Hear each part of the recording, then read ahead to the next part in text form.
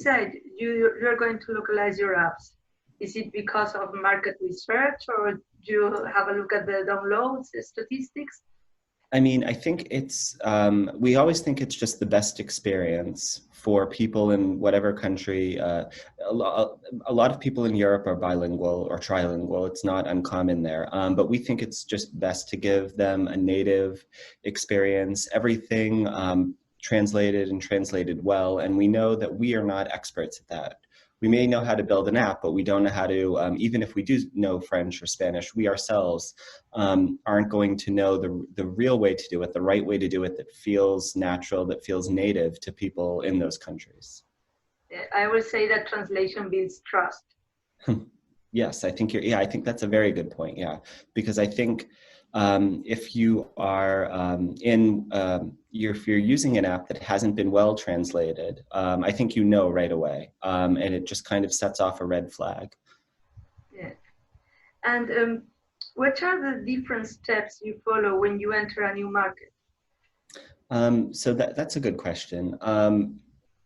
I mean, we're looking obviously at larger, since we're primarily focused on expanding into Europe, looking at countries obviously with larger middle classes, countries that have strong media markets, so we can advertise in them in a way that works for us, but also looking at kind of people's cultural preferences towards photo printing and how they buy their photos. One country like Germany, for example, the culture there, people don't typically order photos. They wouldn't order photos away. They're accustomed to getting them from their corner drugstore and getting them almost immediately. They expect them later on in the same day. In other countries, be it Spain or be it France or Italy, there's more flexibility on the cultural expectation there. So the FreePrints model, where you are, you're getting a certain number of FreePrints every month, but you obviously have to wait for them to arrive in the mail, and that could take 5 or 6 days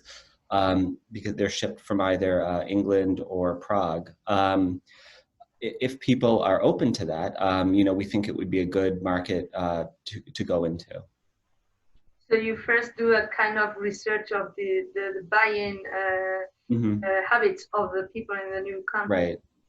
Okay. And then we also look at, the established players in those countries, not just app-wise, but also it could be, a drugstore that most people, like in England, people would go to Boots, which is a pharmacy chain, and they may have developed photos there.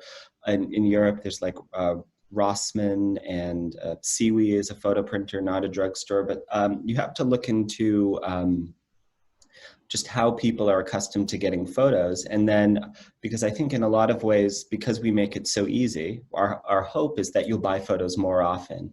And so I think we want to get the sense of maybe a smaller order, but more often. So I think what we're trying to find out is if people are open to a different approach to how they buy photos, or if they're going to stick with what they've been doing for a while.